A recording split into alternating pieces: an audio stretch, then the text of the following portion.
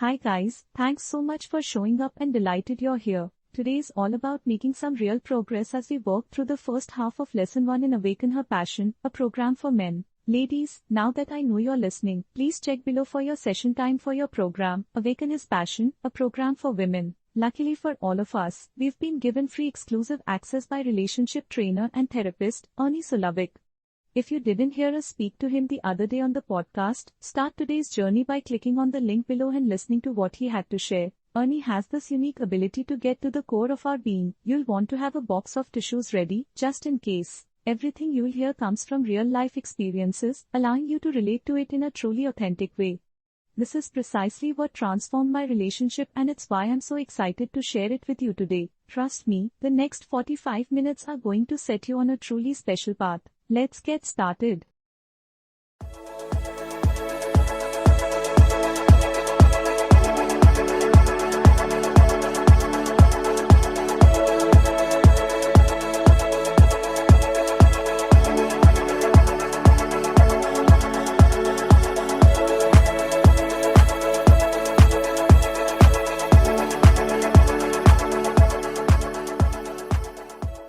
Welcome to Session 1 of Awaken Her Passion, Unconditional Love.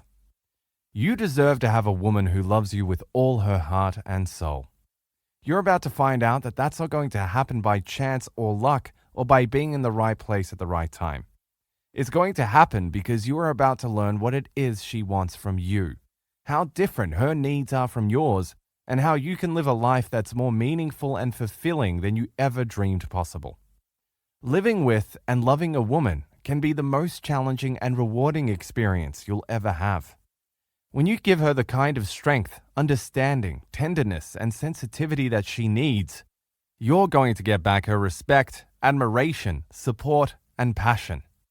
There is nothing that equals the deep sense of satisfaction when a woman is at your side, giving you a sense of worth, sharing in your successes, helping you through your failures, and confirming your manhood. I want you to have the ultimate payoff, a woman who worships the ground you walk on and who would do anything to make you happy. Now let's get started on this journey together and learn how you can become everything a woman ever dreamed of having. You can be her Prince Charming, her knight in shining armor, her hero, and in return, you'll have a caring, exciting, sensual woman for the rest of your life. I know that men are more guarded than women. It takes more time for us to feel comfortable with strangers. We're more cautious. And we're not nearly as trusting, especially when it comes to discussing our private lives with a stranger. Whether you have a woman in your life or not, when you learn how to have the best relationship possible, you'll give your children now or someday the greatest gift of all, the opportunity to grow up in a home that is filled with love and security. Only by having a loving, romantic, fun-filled partnership can you pass the legacy on to your children. What greater a gift can a parent provide? If that wasn't given to you, now's your chance to change history. You don't have to do to your kids what your parents did to you, especially now that you have this program. Let me read you something called A Tunnel Without Cheese. It says, if you put a rat in front of a bunch of tunnels and you put cheese in one of them, the rat will go up and down the tunnels looking for the cheese.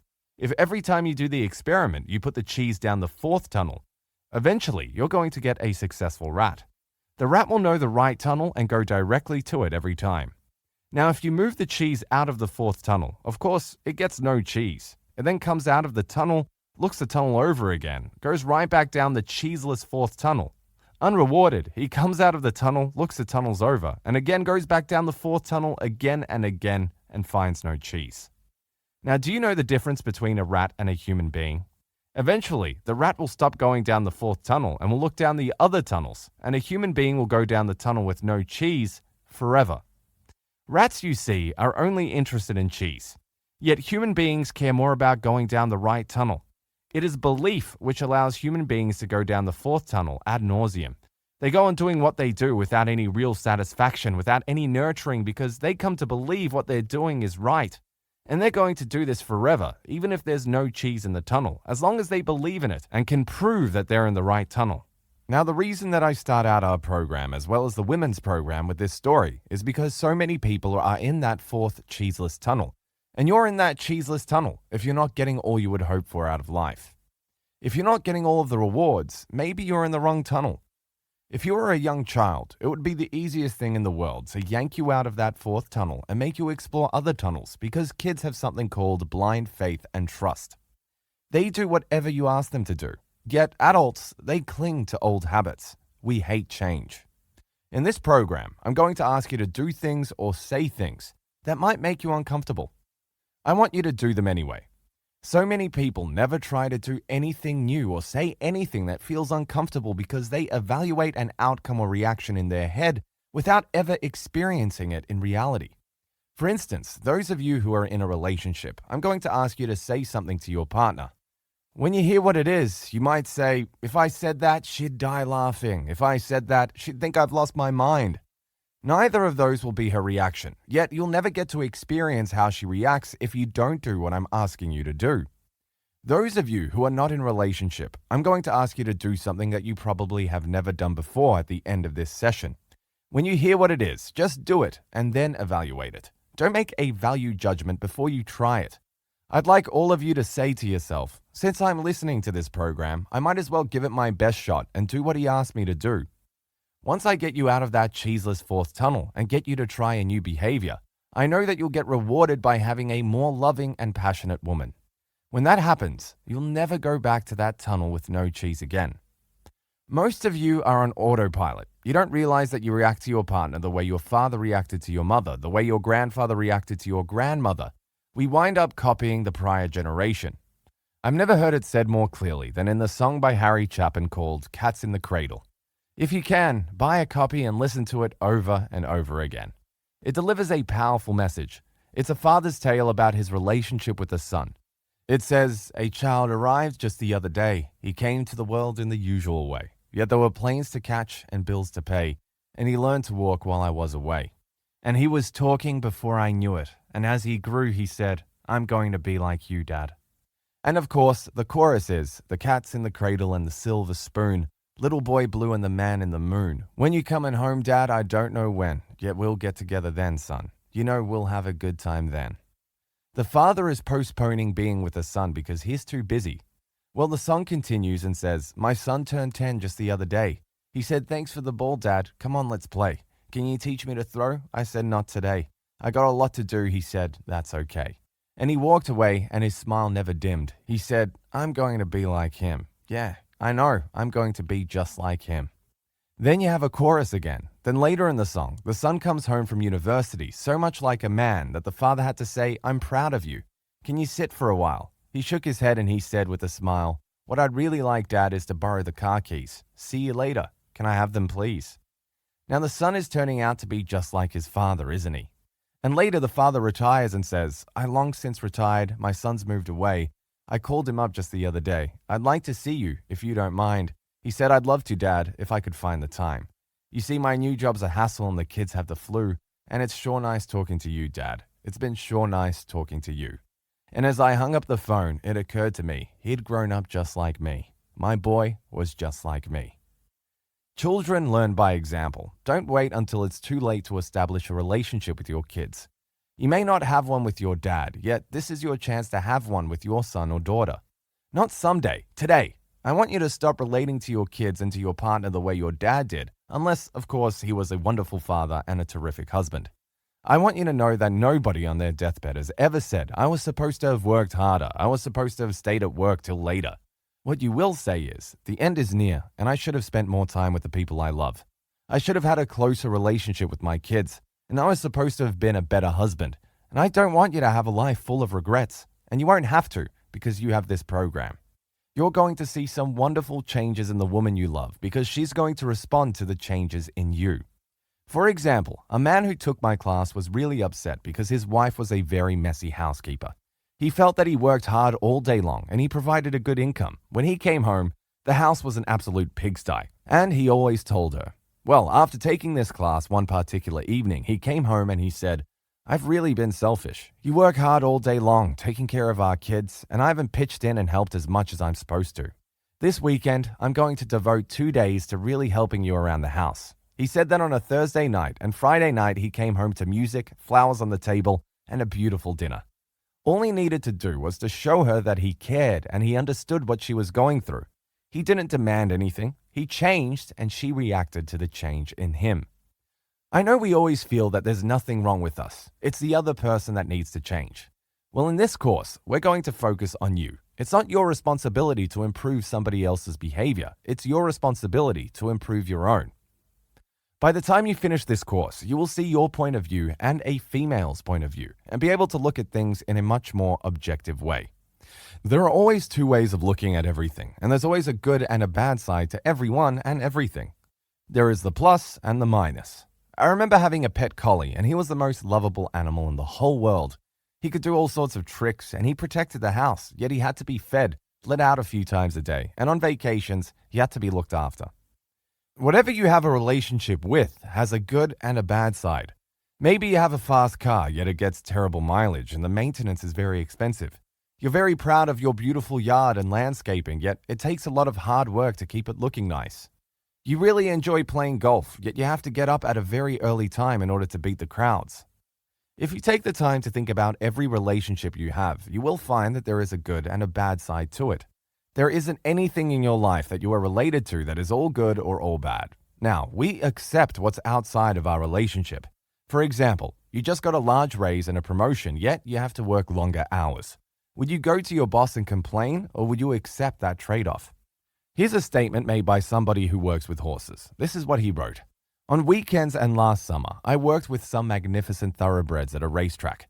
Even these great beauties muck up their stalls. My admiration and love for these horses were totally separate from their sweat and muck. I've been bitten and kicked by them. All of these unpleasant things were in addition to my love for these horses. Being bitten by a horse is a nuisance, yet has nothing to do with the magnificence of the animal.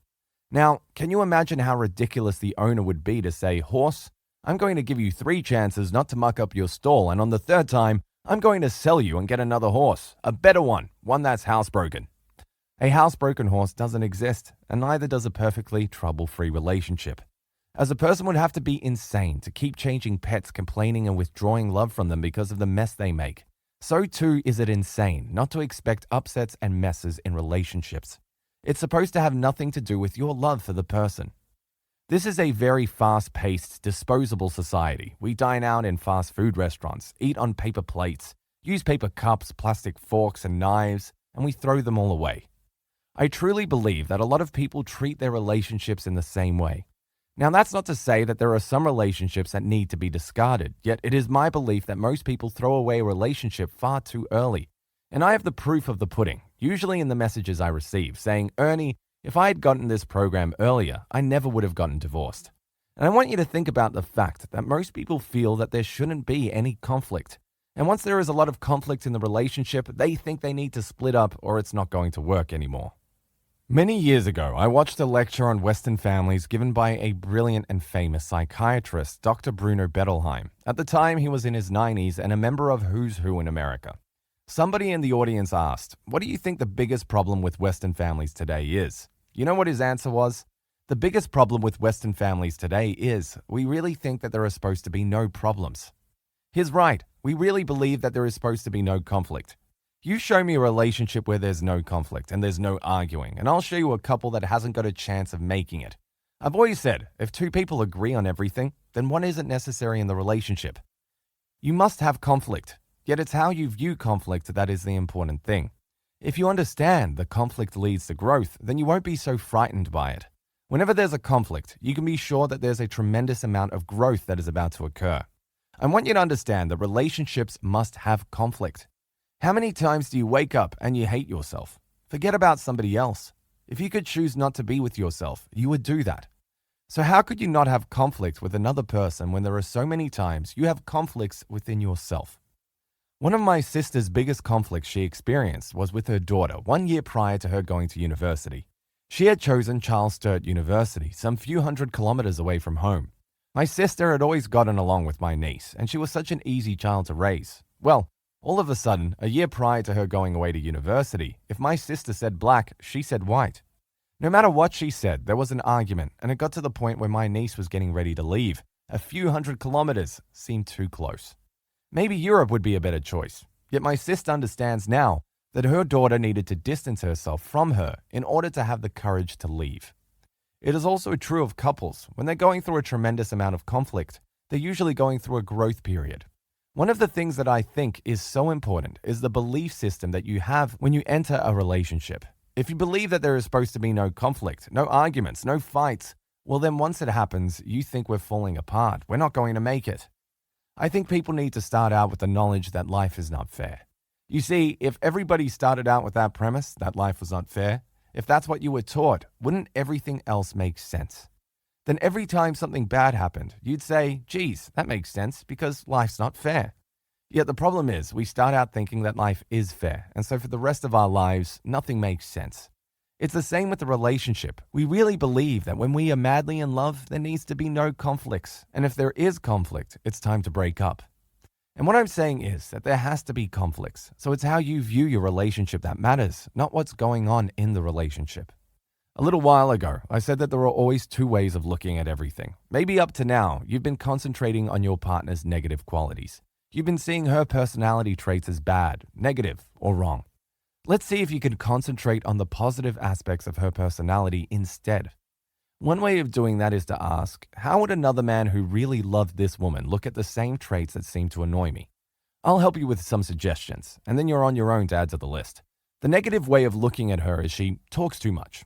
The positive way of looking at that same trait, she's so friendly and puts everyone at ease.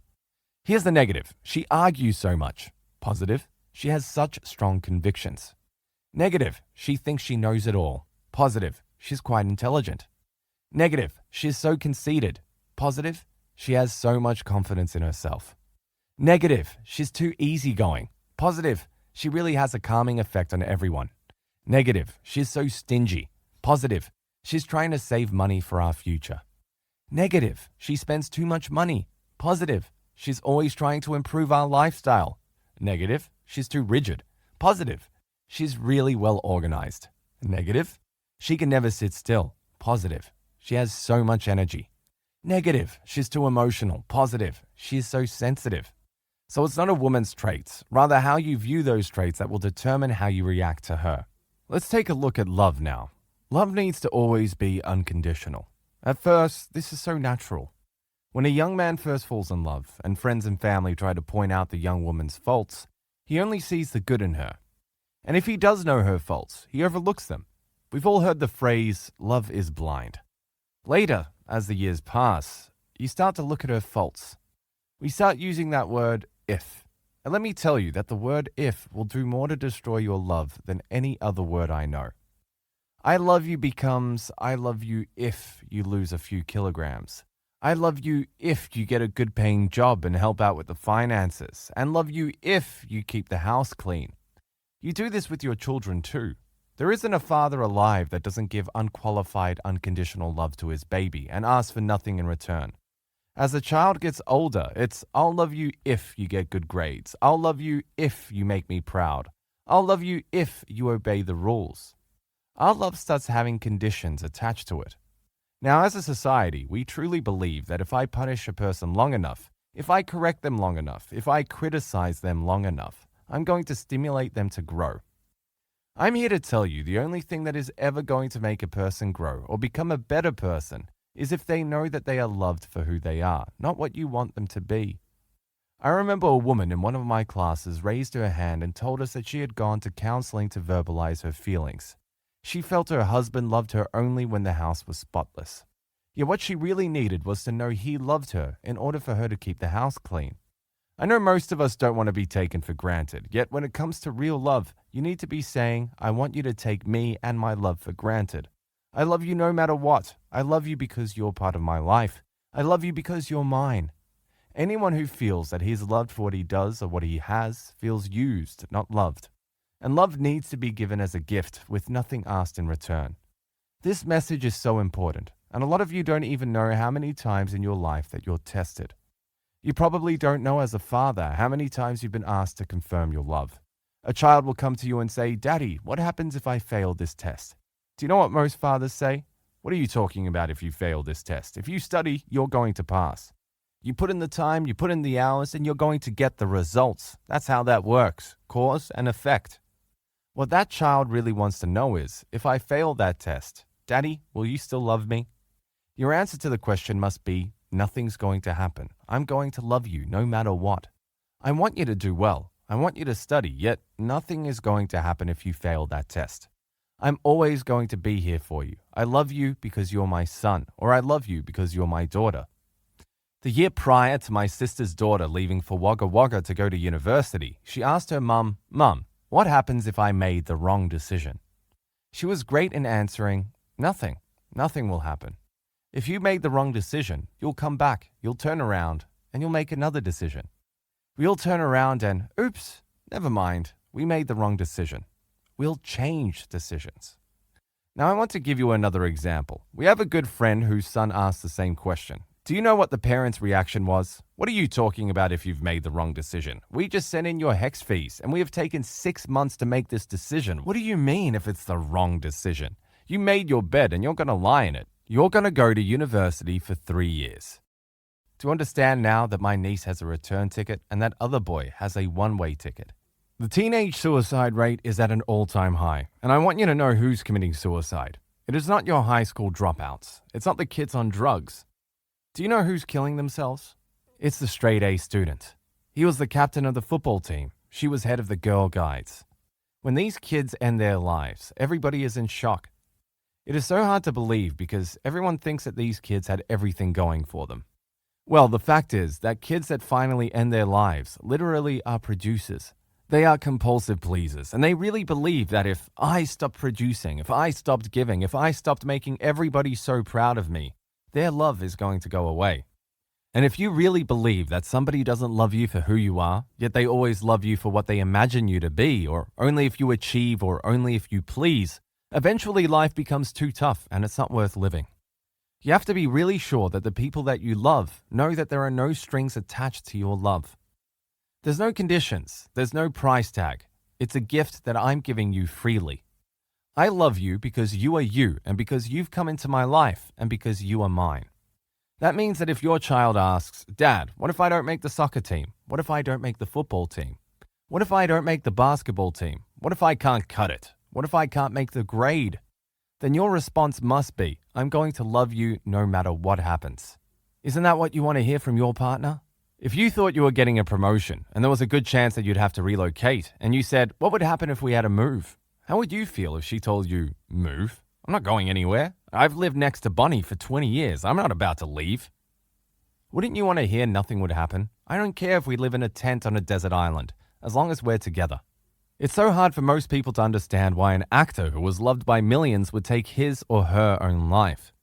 The fact is that a lot of performers feel that they're loved only because they're funny, exciting, romantic, beautiful, or handsome. And if people knew the real truth or saw them without their makeup, they wouldn't be loved at all. So they give the public what they want, an image of perfection, rather than themselves. When it finally becomes too much, they end their lives. There's a book that I'd like you to read to your children, no matter how old they are.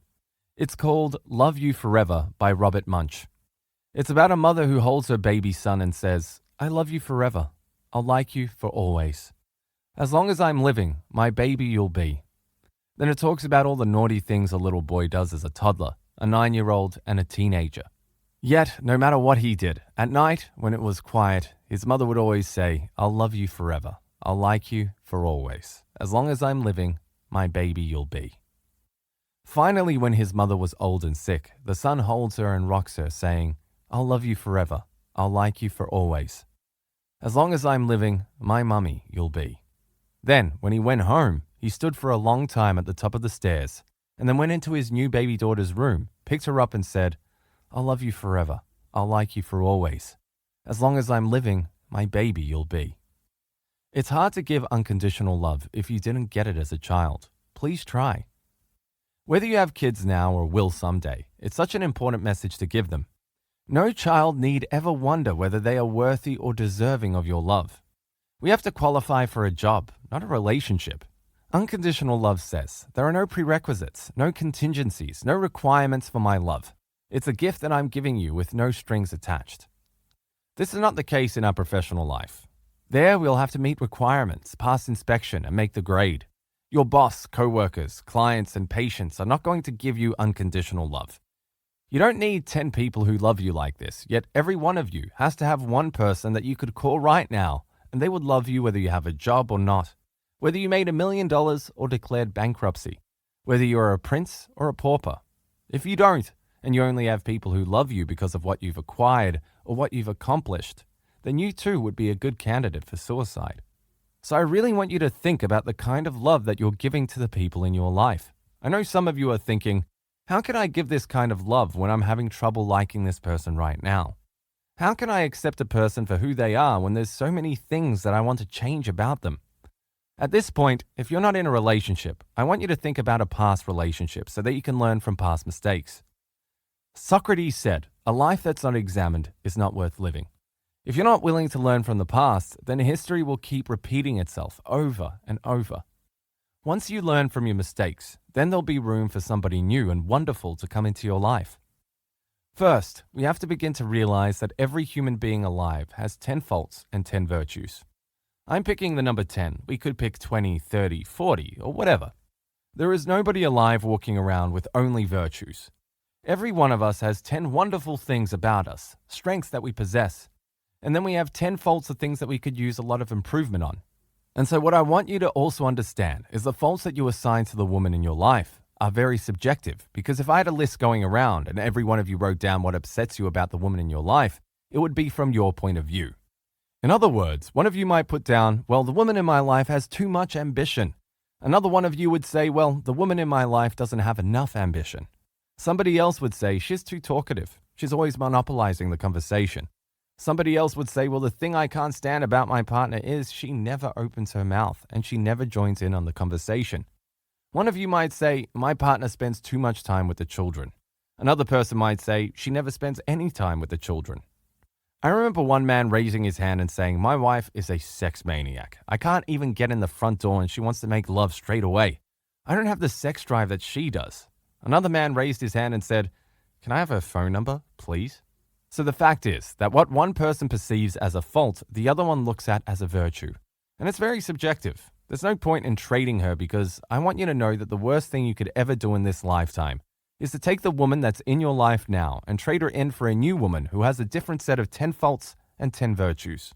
And there is nobody alive walking around with only virtues. I know the first time you meet somebody and probably the first few months that you're in a relationship, you might say, I've got the woman and she is perfection. I will guarantee you that after being with this woman for 1 year, you will say, oh, that's strange. There's a fault that I never noticed before. Isn't that annoying? That little habit that she has. Next year, oh my gosh, there's another fault that I never noticed before.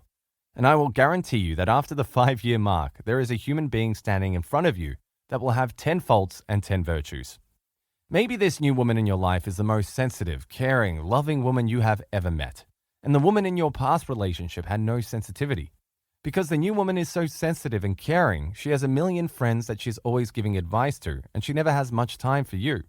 Maybe the new woman is finally as intellectual as you are, yet because she's so smart, she's always doing research of some kind and doesn't pay enough attention to you. I don't know what the new problems are, yet I do know that the worst that you could possibly ever do in this lifetime is to trade the woman in your life now for a new woman with a brand new set of 10 faults and 10 virtues, because you're not going to find a woman with only virtues. It's hard to accept another person for who they are unless you first accept yourself. I really want you to give yourself the same unconditional love that I'm asking you to give your partner and children. If you're not in a relationship, you will be once you really learn to love yourself, and you can't give to somebody else what you don't possess yourself. When you get a chance, I want you to think about 10 qualities that you have that could stand a little improvement. That's usually the easy part, since most of us tend to be critical of ourselves. Now here's the hard part. Think of 10 wonderful qualities that you have. Try to get a list of 10 faults and then 10 strengths. Then I would like you to begin concentrating on your strengths. I want you to ignore the weaknesses for now. I want you to go deep inside yourself and discover how truly wonderful you are. I want you to say to yourself, sure, I have some faults. Everybody does. Yet, in spite of that, I'm a terrific person.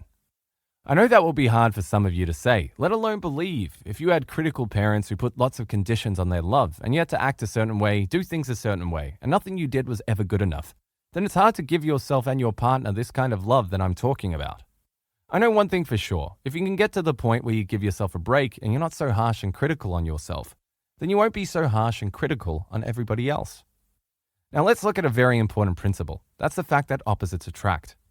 I know you've heard that before, and a lot of people try to argue that it's not true. Yet, I believe that in 99% of long-term successful relationships, opposites attract. Now, I'm not talking about your religious beliefs or your political beliefs. I'm talking about your basic temperament. I want you to understand that because we are so different, we're going to have a lot of conflicts in relationships. And guess what? We're also going to have irreconcilable differences. I know that's ground for divorce, and there are things my wife and I will never see eye to eye on, and we've been together for several years. Irreconcilable differences can lead to change, compromise, and growth. It doesn't have to lead to divorce.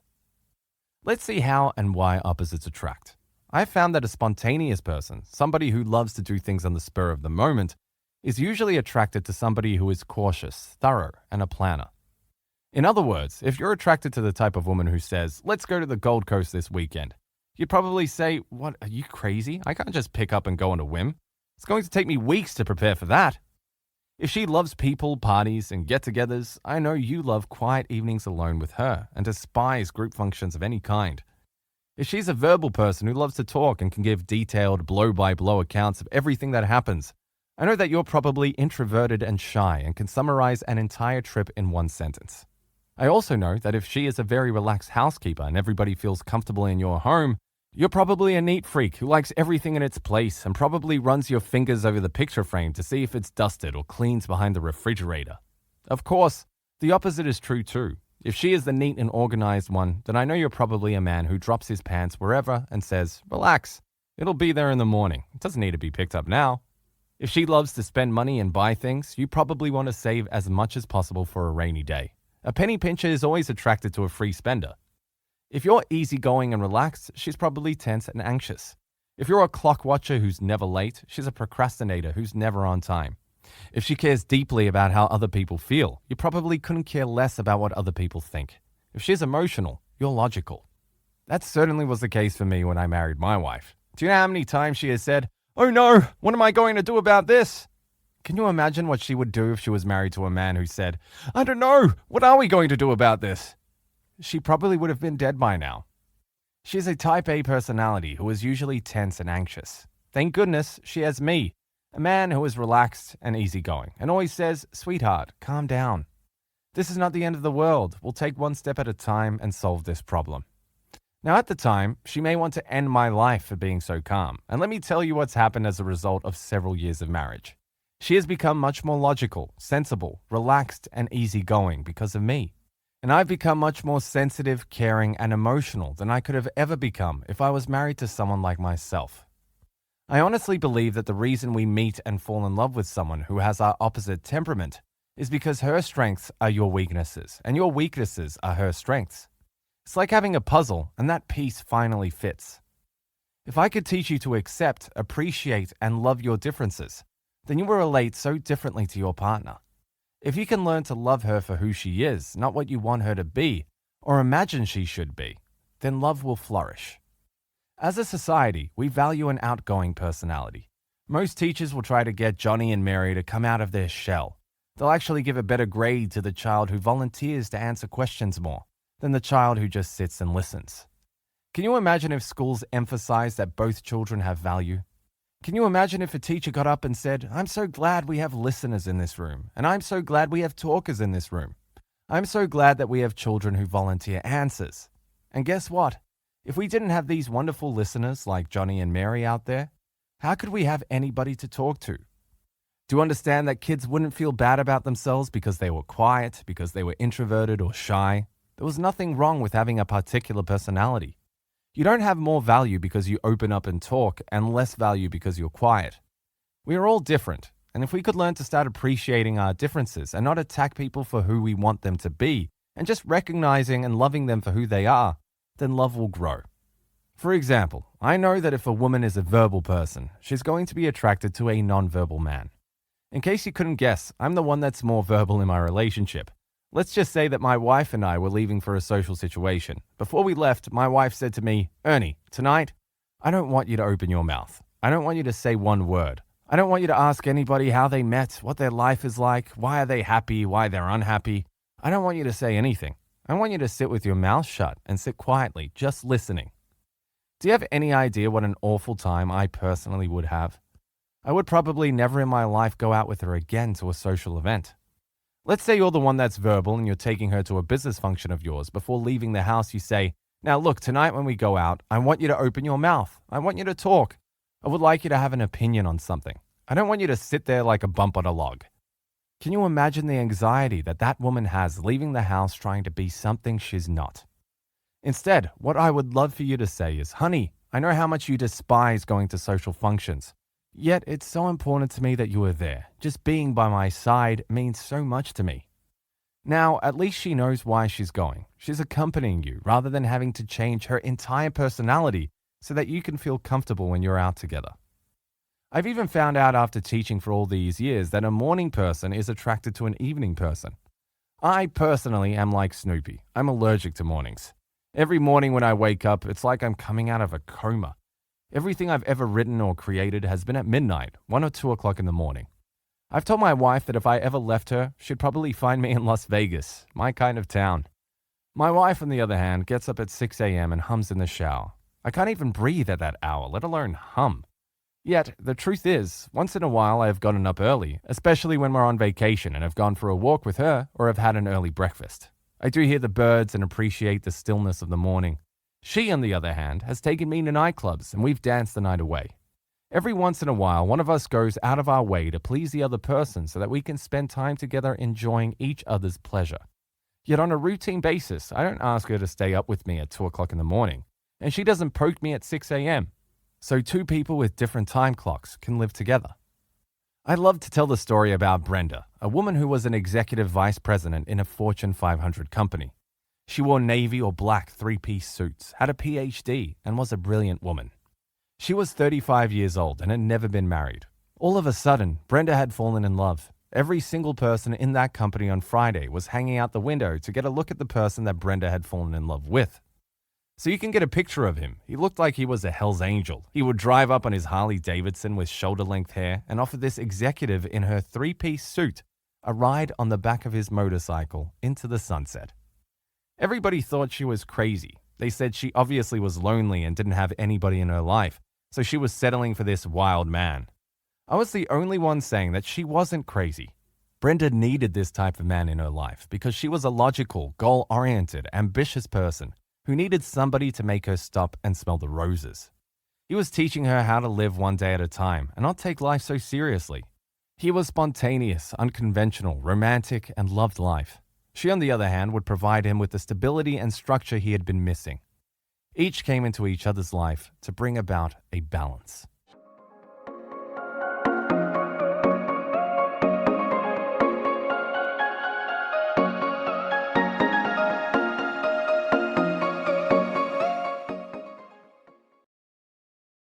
Okay, so that was the first half of lesson 1 of Awaken Her Passion. Hope you enjoyed it as much as I did. Next week is fast approaching, which means it'll soon be time for the final part, complete with an empowering homework assignment. And if you want to make some real progress without delay, remember the assignment from the previous podcast. Not sure you've got time next week? Show up and stay until the end and you'll be the proud owner of some exclusive bonuses, my friend. All you have to do is make sure you're there next week Tuesday at 5 p.m. Eastern European Time and everything will fall into place. Excited to see you there. The link is added below to check your time zone. Oh, one last thing. Go watch the new shorter videos. They're only like 3 to 10 minutes long this evening and you'll be all set for next week. See you soon.